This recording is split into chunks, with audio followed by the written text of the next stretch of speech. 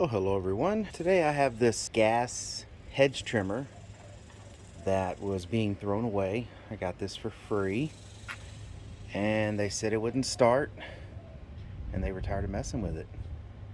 It's a Ryobi HT26.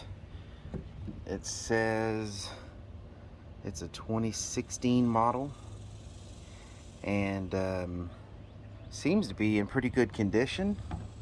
I actually pulled the pull start a few times. It wasn't frozen up, so I put some gas in it and I have gotten it to sputter and try to start, but there's a few things wrong with it. You can see right now that the bulb is pretty much rotting out, and these lines, if you can see them, are very brittle, and I think one of them had broken off. I'm not real sure, but I'm gonna go ahead and pull this thing apart, put a new bulb in it, check the lines that are brittle and replace those with line, and see what I have here. See how much work I have to do to get this thing running, or if it's even worth it. I think it's worth it. I think it's probably something pretty minor, but let's see if this thing will run. All right, so first thing I'm gonna do is take this breather cap off.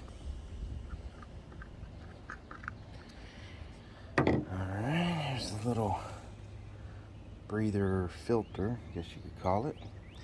And I'm gonna have to get some sockets to pull that off. Alright, couple 8mm bolts, and the filter housing comes off, and there is the carb. And I don't know if I'm going to try to mess with cleaning the carb right now. I'm just going to try to replace these lines and put a new bulb on it, and I'm going to try to see if it starts. If it doesn't, then I'll go to the next step and try to clean that carb out well.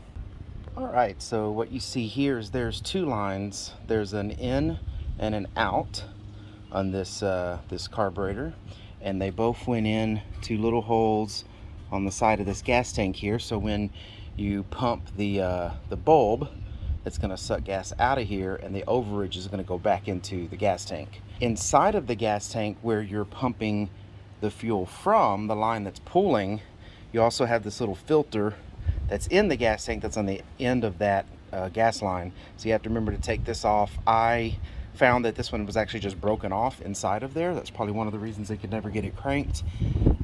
Maybe it wasn't pulling any gas into that line. The line was just barely stuck in and real brittle. So I pulled that off. I'm going to put new line on there, and I'm going to pull this top off of here so I can put a new bulb. All right, to do that, it just takes two flathead or Phillips screws to come out of here, and then it should expose that bulb for us to change it. All right, so you can see I've loosened these up, and it's going to allow me to take the top portion of this carburetor off.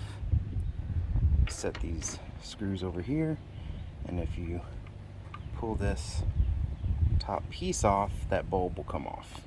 All right, and now that those screws are removed, I pulled this up a little bit here. This little metal piece will come off.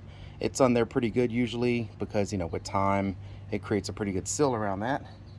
And then as you can see here, this is just a little bubble that's pressed into this hole, and I have bought a little rebuild kit for these small carburetors.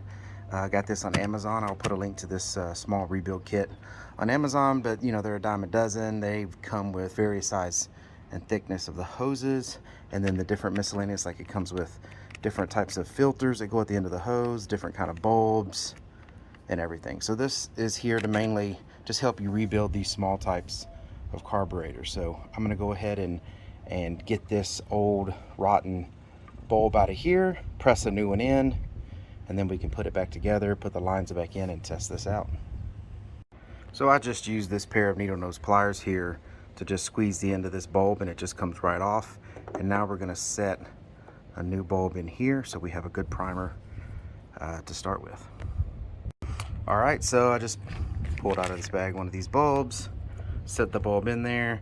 I used the end of a screwdriver to just kind of make sure that this was seated, and then I'm going to go ahead and put this seal back on top of that, so that way when we screw it in, it's going to hold that in nice and tight. It's got a good seal on there, and like I said, when we put these hoses back on, we should be good to go. There's not really much to these little carbs. And there it is, back on. Like I said, I just screwed these two little screws back in, and now it's got a nice flexible little bulb. So if you're trying to get this line in here, what I've always found works pretty good is you get a pair of needle nose pliers and you squish this line together, you know, a little bit, and get most of it in there while you're holding it with this hand. Then you get your other hand and get something like a punch or something small. I use this thick paper clip. It's a pretty strong paper clip, and this thing just pushes in that line. Once you get that line started in that hole, it's through that cavity, then it goes in pretty easy. You can just then grab it with the needle nose pliers and then just wiggle it back and forth to work it in. So I'm gonna do that. I'm gonna wiggle this line in far enough so I can grab it inside of here. Once it's inside of here, then I can put the filter on the end, the pickup filter that is weighted so that it stays at the bottom of the tank to let it pull the fuel in. I did reuse this line because this one actually ended up not being brittle. It was actually pretty strong and I didn't want to waste it. So I did put the backflow line back on, but I definitely need new line for the inflow because that's very brittle and it was just falling apart. All right, so I've got it all back together. Let's look at what we got here. So I've got the original return line put back on. I got the new feed line on here.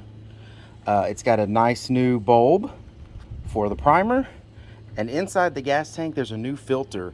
These weighted filters are important because you can't just stick the hose in there or the hose won't pick up. This has a weight on it for a reason, so that way no matter which angle or however you do it, it weights down inside of the gas tank and finds that fuel for you. All right, so let's see if we can get this thing running. Let's see, I'm gonna prime this bulb. Let's see what it looks like. There it goes. There's that fuel pumping in. It says to pump it 10 times and then set it to full choke and then pull start the engine until it tries to start.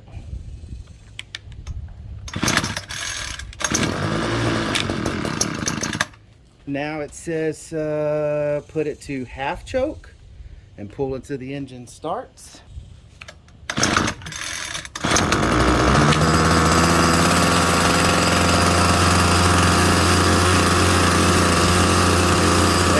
Says let it do that for 10 seconds.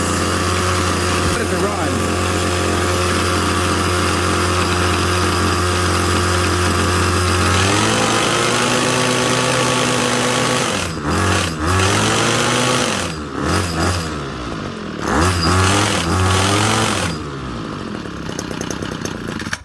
So I can already tell just by running it on high a little bit there that it needs the carburetor set. The settings are definitely off on that. So will it run? Will it start? I mean, it definitely starts. It definitely runs. I don't actually see really any problem with this other than it needing a new bulb and some hoses. There's nothing wrong with this that I can see. The blades are even still pretty sharp. So, you know, this is just another example of you learn how to do this stuff on your own. You'll be able to take care of your equipment. All right, so it needs a tune-up. But to get this engine running and to get this unit running again, all I used was this this kit that I got off Amazon. I'll put a link to that in the description so you can check those out. I'm gonna tune this up and get this thing running like new, clean it up, and either use it or maybe sell it. I don't know. All right, so if you like this video, please give it a thumbs up. Subscribe to the channel. It's gonna be the little red button down below the video that says subscribe. It's absolutely free. Please subscribe to the channel. That really helps me out. Until the next video, y'all take care. I'm gonna make another video about tuning the carbs on this, so check for that soon. Thanks everyone.